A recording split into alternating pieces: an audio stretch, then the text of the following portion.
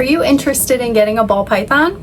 Hi Zen friends, I'm Trisha and welcome back to our channel where we help you create the best home for your reptiles. Today we are going to dive into everything that you will need for a ball python, including a shopping list and everything that you need to know when preparing to bring a ball python home. So before bringing any ball python home, it is so important to do some research and have a little understanding on how ball pythons are in the wild. That way you can replicate their environment as much as possible to their natural environment in the wild. Ball pythons, also known as Python regius, also commonly known as royal pythons, are a medium species of non-venomous constrictor found in western and central Africa. Their habitat consists of semi-arid grasslands and forests. They are terrestrial and commonly found inside of burrows and termite mounds. However, there has been significant documentation of ball pythons hunting in trees, leading some to believe that they could be considered semi-arboreal. Their population in the wild is stable, perhaps thanks to their adaptability to survive in forests that have been cleared for agriculture. Ball pythons are crepuscular, meaning that they are most active around the hours of dawn and dusk. These pythons are ambush predators waiting for their opportunity to strike when a small mammal or bird gets close enough to grab and constrict. Ball pythons have a lifespan of 3 to 5 years in the wild, but frequently live 15 to 30 years plus in captivity with proper care. This species is sexually dimorphic, with females obtaining a much larger size than the males. Now that we have a little bit of background information on ball pythons in the wild, let's talk about how you can get prepared for a ball python at your house. Before you bring your animal home, the first thing that you should do is set up your enclosure and ensure that the lights and heat are at a proper output and temperature.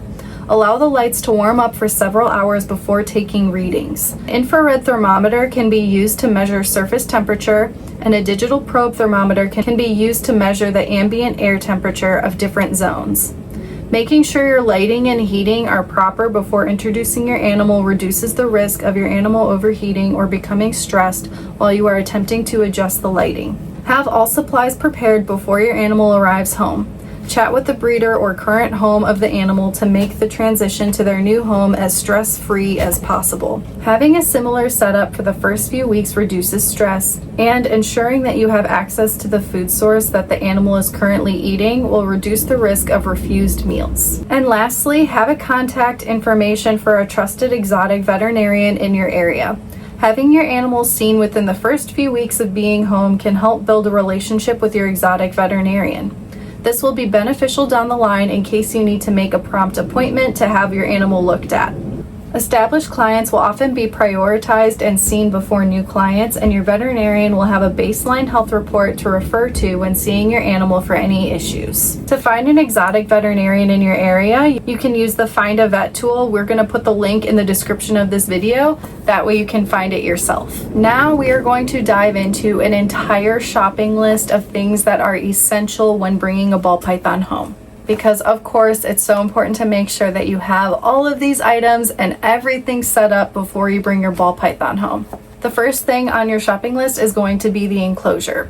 We recommend a 4x2x2 PVC enclosure or a 4x2x4 PVC enclosure, which will offer a little bit more height for climbing. You could also use a grow out enclosure or a plastic tub for quarantine or babies.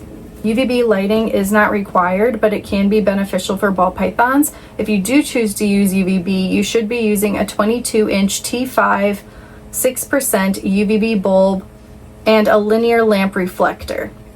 Some options that you can use are the Arcadia 6% or Shade Dweller or ZoomMed 5.0. You will also need to provide heat for your ball python. You can do so using a heat bulb or mat with a 100-watt bulb. Keep in mind, if you're using a mat, you will need to regulate it with a thermostat. If you're keeping live plants in your enclosure, you can use an LED light. We recommend the 22-inch LED full spectrum grow light, 6 to 7,000 K preferred, or the Arcadia Jungle Dawn. A lamp dimmer or proportional thermostat can also be used. We also recommend an infrared temperature thermometer. That way you can measure the temperatures and make sure it's in a safe range. A digital probe thermometer or hydrometer is very helpful because this is something you can use to directly point at any location in the enclosure and get an accurate reading. Next up is the timer power strip or smart plugs. These are not required, but they can make it helpful when keeping reptiles. That way everything is set on a timer in case you forget to turn a light on or off. Next, you will be needing a tropical bioactive substrate. We actually have bioactive substrates on zenhabitats.com. We have a lot of different options there. We also have an entire kit just for ball pythons if you're planning to go bioactive.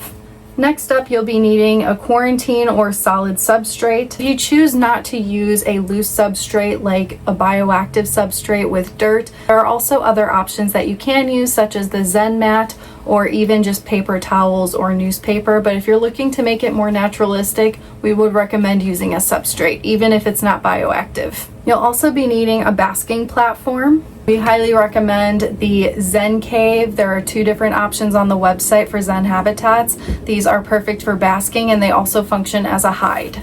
The basking platform is going to be the area that the reptile can bask on under the heat in order to get the correct temperature needed. The next thing you're going to need is environmental enrichment. This can be background for the enclosure, whether it's naturalistic background or a more simplified one.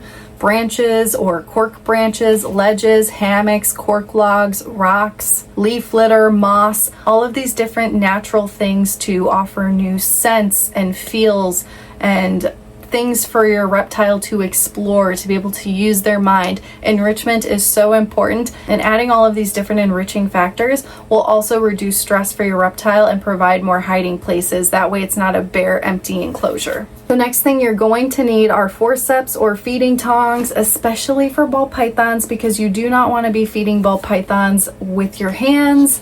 There is going to be a lot of risk for you potentially getting accidentally bitten that way if you're holding a rodent by the tail and trying to feed them. It's better to just use tongs. The next thing on the list is a kitchen gram scale. This can be used to measure the weight of your ball python or measure the weight of the food that you're trying to feed your ball python. Terrarium disinfectant is the next one on the list. We recommend F10 chlorhexidine or white vinegar, which can be mixed with water.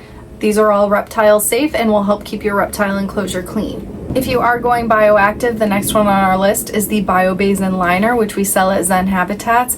This can prevent any possible leaks.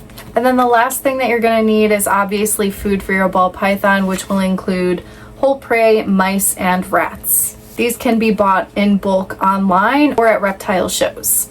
If you are considering creating a bioactive terrarium for your ball python, consider the all-in-one Josh's Frogs Ball Python Tankless Bioactive Kit. It includes biobedding substrate, an assortment of live tropical plants, dried sheet moss, live oak leaf litter, cork flats, tropical dwarf white isopods, and temperate springtails. If you found this video helpful, please go ahead and give it a thumbs up, and don't forget to subscribe, that way you never miss a video. And don't forget to check out our free reptile resource library at zenhabitats.com. We have tons of guides to help you keep your pets happy and healthy. Thanks for watching, and we'll see you in the next video.